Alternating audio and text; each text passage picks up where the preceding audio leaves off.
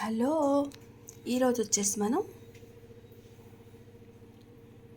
మసాలా దినుసులు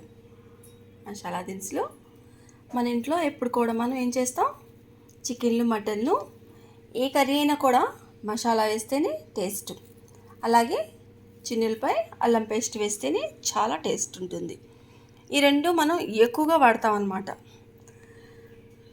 ఇప్పుడు మనం మసాలా దినుసులు అంటే ఏదో మసాలా వేస్తాం, ఏంటంటే అల్లం చిన్నులపై ధనియాలు ఏదో కొంచెం అలా కాదండి. మనము మసాలా దినుసులు పర్ఫెక్ట్గా వేసుకుంటే ఏ కర్రీ కూడా రాని వాళ్ళు కూడా చేసినా ఎంతో టేస్టీగా ఉంటుంది.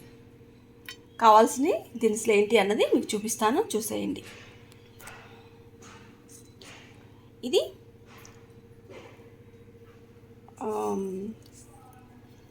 సాజీరా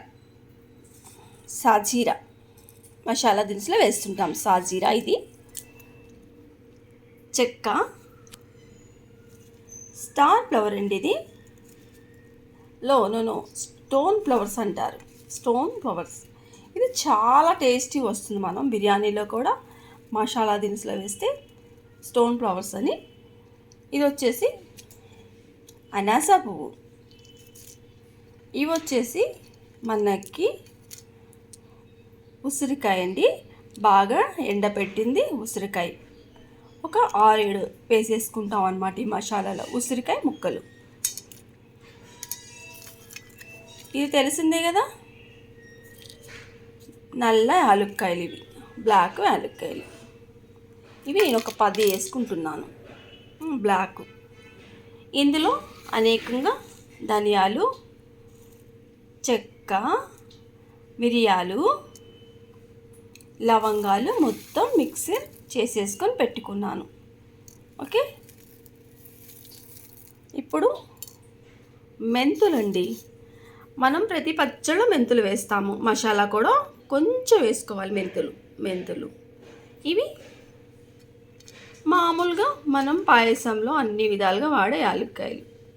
ఓకే, ఇది బిర్యానీ ఆకు,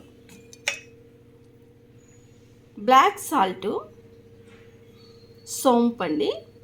ఇప్పుడు మనకి ఐటమ్ అయితే ఇవి. ఇంకొకటి ఏంటంటే, ఇది మనం డీమార్ట్లో మనకి ఎన్ని టోటల్గా ప్యాకేజ్ ఇస్తారు. ఇందులో ఏం తగ్గినా, ఏమి ఎక్కువైనా, ఏమి తక్కువైనా అని చెప్పేసి మళ్ళీ మనం ఒకసారి మంచిగా ఓపెన్ చేసుకొని ప్లేట్లో ఇలా పోసుకుంటే అర్థమైపోతుంది మనకి. ఇది దానిలో వేయలేదు, ఇది మన ఇంట్లో ఉంటే నేను ఎక్స్ట్రాగా వేసేసాను. ఇంకొకటి ఏంటంటే, ఈ చెక్క కూడా ఎంత వేయలేదు, కొన్ని మన ఇంట్లో ఉన్నవి యాడ్ చేసుకున్నాం అనమాట. మొత్తం అయితే ఏర్ కదండి, వాళ్ళు చూసుకోవాలి. ఇంకొకటి ఏంటంటే, డీమార్ట్ చాలా పెద్దది, రిలయన్స్ చాలా పెద్దవి, చిన్న షాప్స్ ఏముంటాయి, ఏదో ఒకటి తగ్గించిస్తారనుకుంటాం. లేదండి, డీమార్ట్ అయినా షాప్స్ అయినా ఏదైనా కూడా మనం తీసుకునేటప్పుడు ప్రతి ప్యాకింగ్లో మనం చెకింగ్ చేసుకోవాలి. ఎందుకంటే ఇది చెక్క కాదండి, ఇటువంటి మనకి వస్తున్నవి. ఇది ఏంటో అంటే, ఒక్కసారి నేను టేస్ట్ చేశాను, ఇది ఏంటి అన్నది టేస్ట్ చేసి చెక్క అయితే కాదండి, ఇటువంటివి వస్తున్నాయి అన్నమాట మనకి. ఇప్పుడు మనం దీన్ని తీసి పక్కన పడేస్తాం. చూసారా, ఈ చెక్క మంది మనకి అర్థమైపోతుందండి, మసాలాలు ఎక్కువ తింటుంటాం కదా. ఈ చెక్క వేరు, ఈ చెక్క వేరు, ఇలాంటి చెక్కలు వస్తున్నాయి కాబట్టి ఇదేదోనండి మామూలుగా చెక్క అయితే కాదు. నేను నోట్లో వేసుకుంటా, అబ్బా ఇదిగోలా ఉంది. చూసాను కూడా అండి, టేస్ట్ కూడా చేసే మీకు నేను చెప్తున్నాను. ఇది అసలైన చెక్క ఇలా ఉంటుంది.